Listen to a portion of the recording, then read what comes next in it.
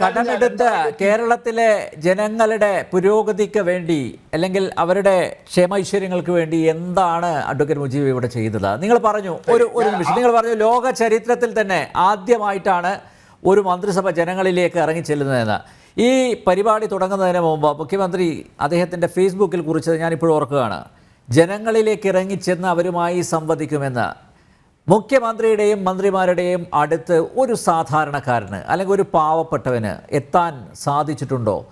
ആരോ മന്ത്രിയെ നേരിട്ട് കണ്ട് പരാതി കൊടുക്കണം എന്ന് പറഞ്ഞ് മുന്നോട്ട് പോയപ്പോൾ അവൻ്റെ കുത്തിന് പിടിച്ച് പുറത്തേക്ക് കൊണ്ടുപോകുന്ന കാഴ്ചയൊക്കെ നമ്മൾ കണ്ടതാണ്. മാത്രമല്ല, നേരത്തെ ശ്രീ ഹരിദാസ് ചൂണ്ടിക്കാണിച്ചതുപോലെ രണ്ട് തരം പൗരന്മാരെ സൃഷ്ടിക്കുകയാണ്. പൗരപ്രമുഖർ, അവരുമായിട്ട് പ്രാതൽ കഴിക്കുന്നു മുഖ്യമന്ത്രിയും മന്ത്രിമാരും.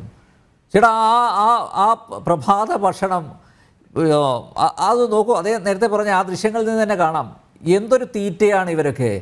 അത് കഴിഞ്ഞ് പോകുന്നു, വലിയ 1 കോടിയും 1.5 കോടിയൊക്കെ ചിലവഴിച്ച് വലിയ പന്തൽ കെട്ടി ആ പന്തലിൽ നിന്ന് പുരപ്പുറത്ത് കയറി പ്രസംഗം.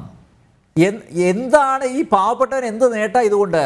മാത്രമല്ല, പരാതി സ്വീകരിക്കണമെങ്കിൽ പരാതി നേരിട്ട് സ്വീകരിക്കുന്നില്ല, അതിന് പരിഹാരം ഉണ്ടാക്കുന്നില്ല.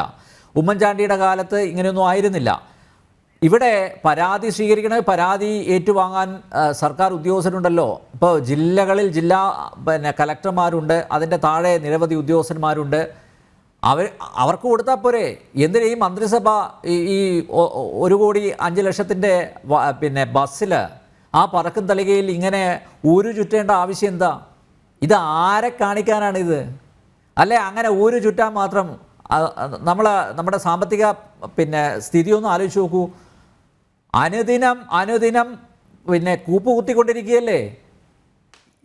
ഇതൊക്കെ തോന്നിയാസല്ലേ അഡ്വക്കേറ്റ് മുജീബ്? നിങ്ങൾ കേരളത്തിലൊരു പൗരൻ എന്ന നിലയിൽ നിങ്ങൾ രാഷ്ട്രീയം വിട്, കക്ഷി രാഷ്ട്രീയം മറക്കുക. നിങ്ങളൊന്ന് ചിന്തിച്ചു നോക്ക്.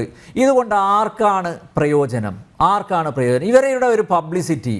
എന്നിട്ട് ഇതേപോലെ നേരത്തെ ഹരിദാസ് ചൂണ്ടിക്കാണിച്ച പോലെ മുഖ്യമന്ത്രി സന്ദർശിച്ച ആ സ്ഥലം, ആ മണ്ണ്, അത് പരിപാവനമായി സംരക്ഷിക്കുന്നതൊക്കെ പറയാൻ ഇത്രയും ശുദ്ധമായിട്ട് ബോഷ്ക്ക് പറയുന്ന കുറേ പമ്പര വിഡ്ഢികൾ അദ്ദേഹത്തോടൊപ്പം സഞ്ചരിക്കുകയും ചെയ്യുന്നു. എന്നിട്ട് പറയാ ഈ ബസ് കാഴ്ച ബംഗ്ലാവിൽ വെക്കാം. ഇതൊക്കെ ആരെ പറ്റിക്കാനാണ്? ഇതൊക്കെ ഈ വേലകളുമായിട്ട് നിങ്ങൾ മുന്നോട്ട് പോകുന്നത്? ഇതെന്താ നിങ്ങൾ വിചാരിച്ചിരിക്കുന്നത് കേരളത്തിലുള്ളവർ മണ്ടന്മാരാണെന്നാണോ?